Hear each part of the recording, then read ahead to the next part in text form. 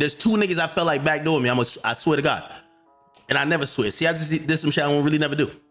Lil Baby and that nigga Tyler. Tyler for sure. For sure. And I'm gonna show you how niggas is kind of whatever. This nigga, baby, if you want to fight, nigga, I still get in with you. What's poppin'? Because I ain't gonna lie, the disrespect that I'm about to go up off of this nigga, I don't know him. But nigga, I control this rap game, nigga. Hey, that's I control this rap game. When are these streamers going to realize that all that reckless talking online comes with real-life consequences? Because DJ Akademiks learned that lesson the hard way yesterday after Lil Baby allegedly sent one of his people to put hands on him. And trust me, the method they used to get past his security is something you probably wouldn't even imagine.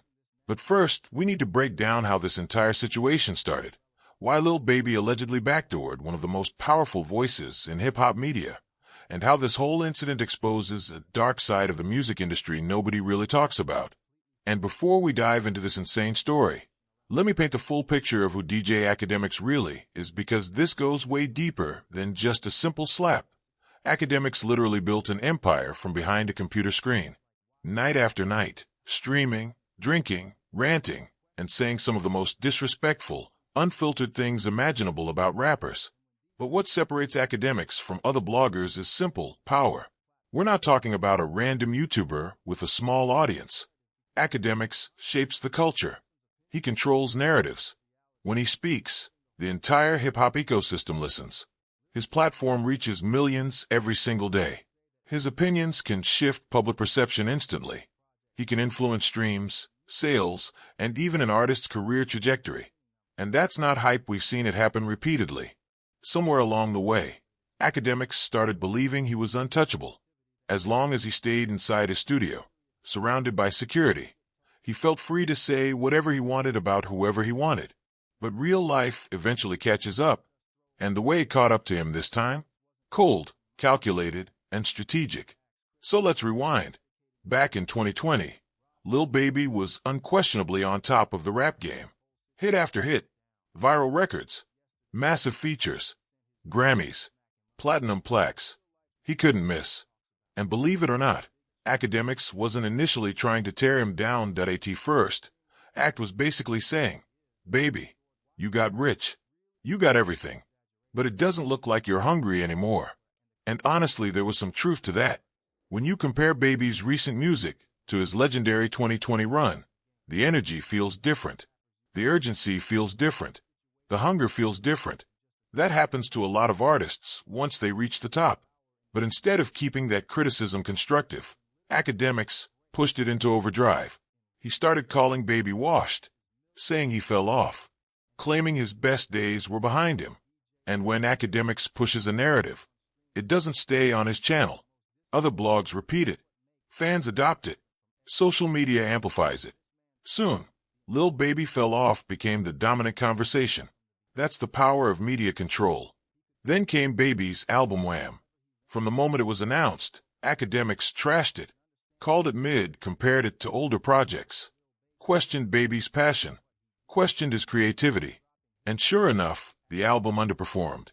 And whether people like to admit it or not, Akademiks' nonstop negativity played a role in shaping that outcome. Lil Baby noticed, and he didn't stay quiet. He started responding in the music. Lines like, "Akademiks ain't got money like me.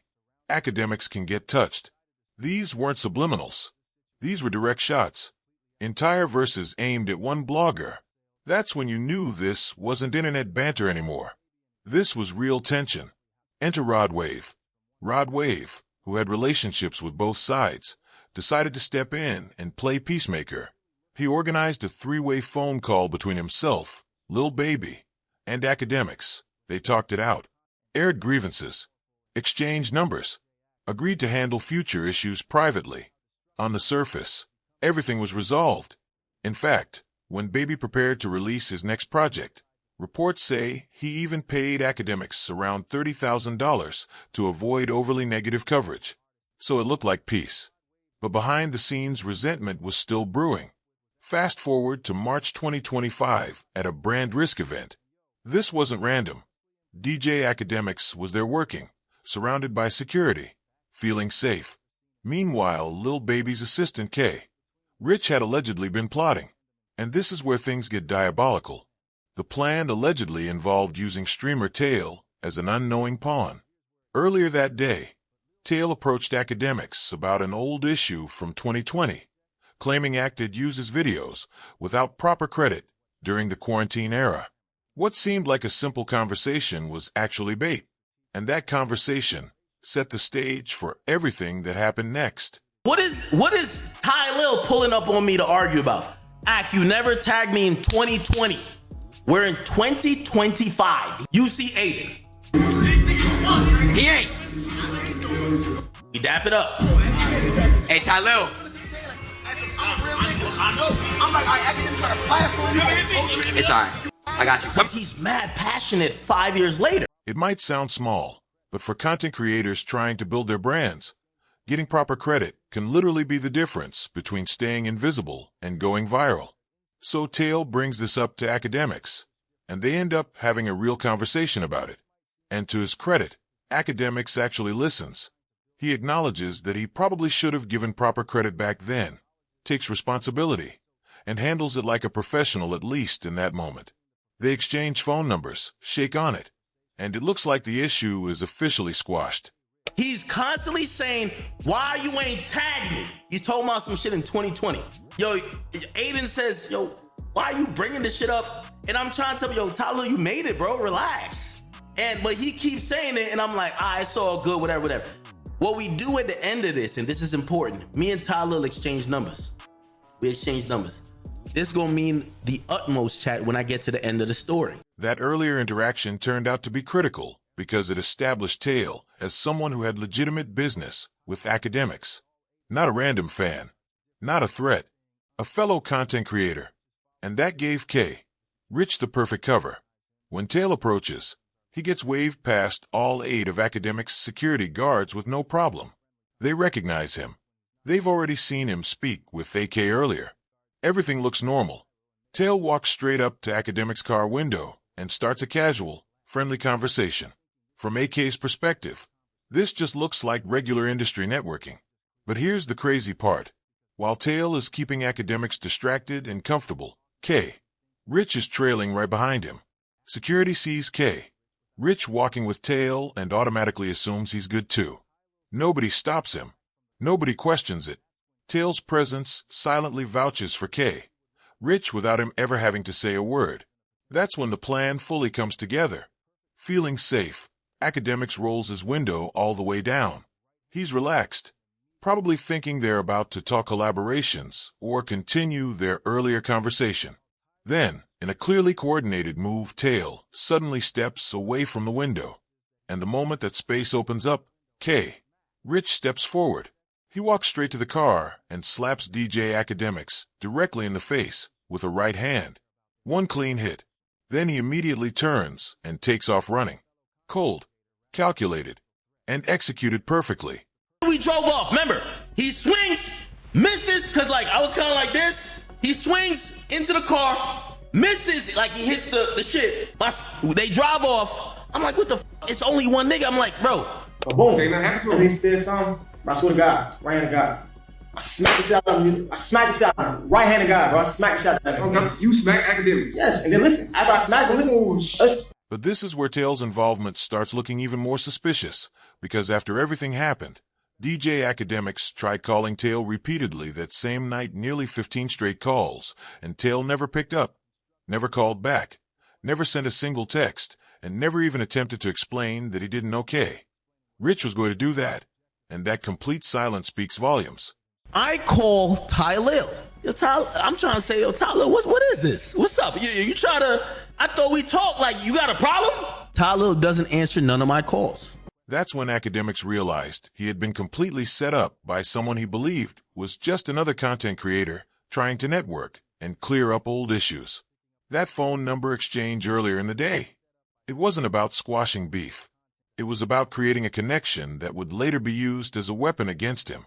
Later that night, Akademiks' team decided to circle back to the club to see if they could find Rich and get some answers.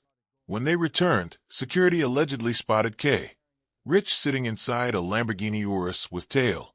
And in that moment, everything clicked. This wasn't random. This wasn't spontaneous. These two were clearly together, which meant the whole thing had been planned from the start.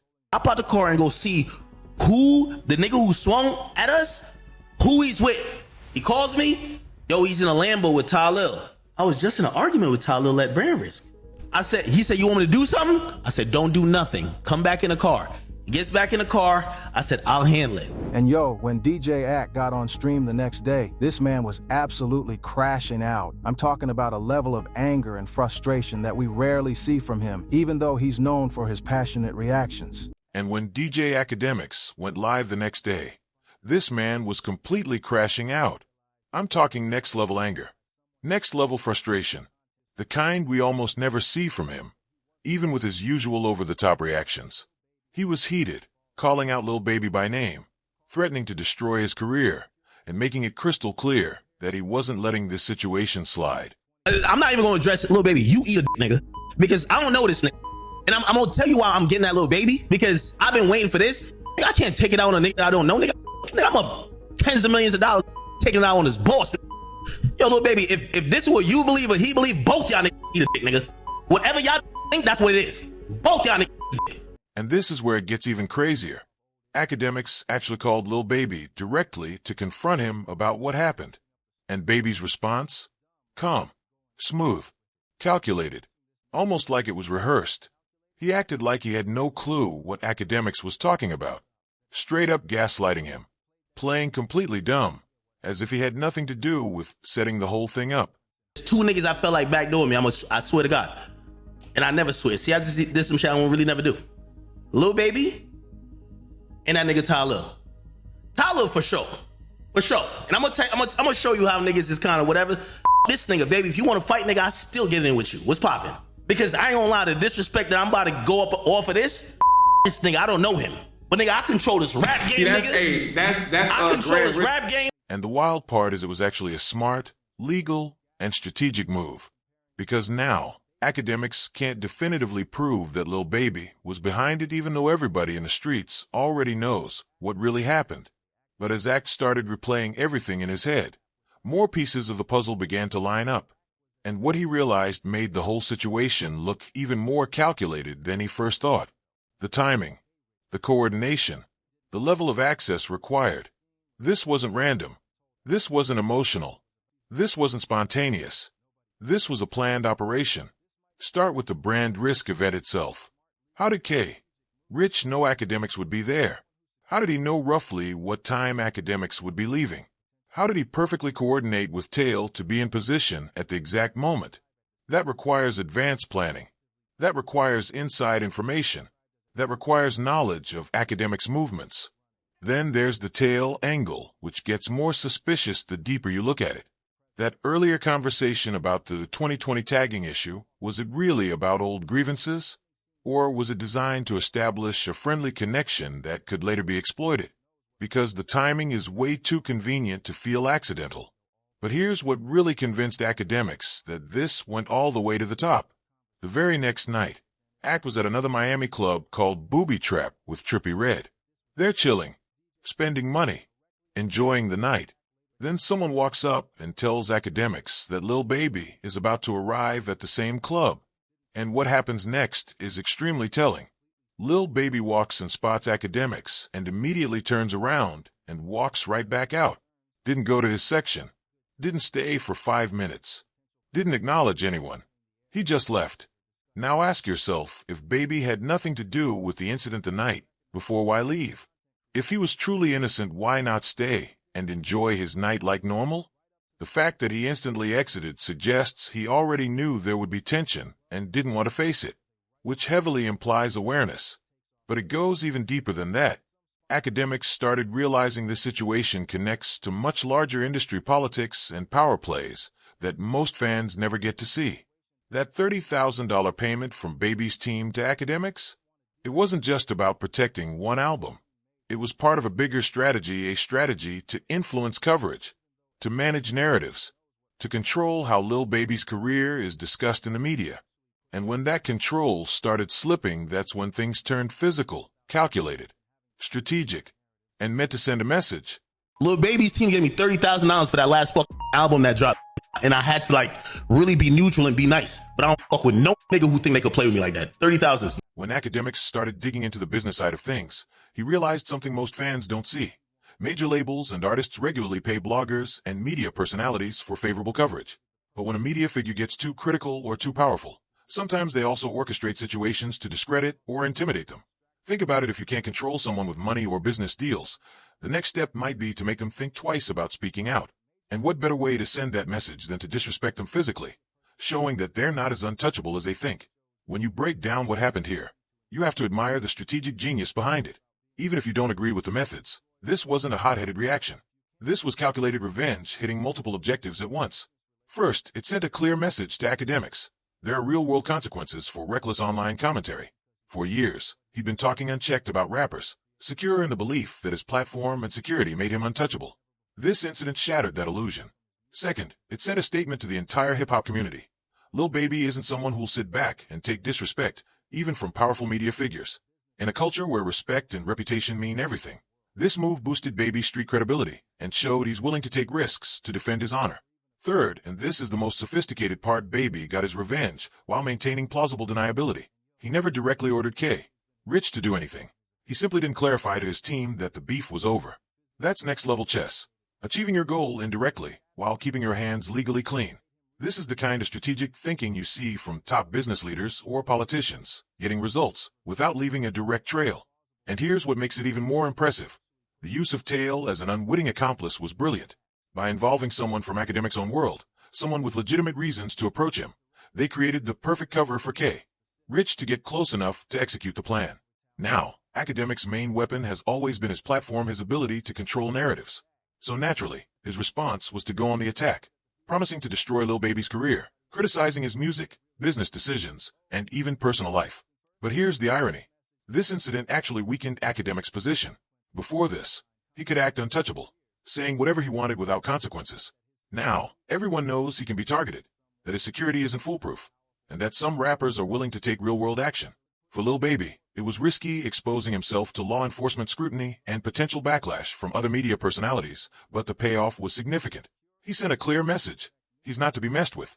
If you learned something new about this insane situation, smash that like button and drop your thoughts in the comments. Was Lil Baby justified, or did he go too far? Make sure you subscribe because this story isn't over. I'll be covering every new development as it happens. And if you want more deep dives into hip-hop drama and the real stories behind the headlines, I got you covered. Hit that notification bell so you don't miss a thing. I'll catch you in the next one, where we're breaking down even more industry secrets that'll blow your mind. Peace.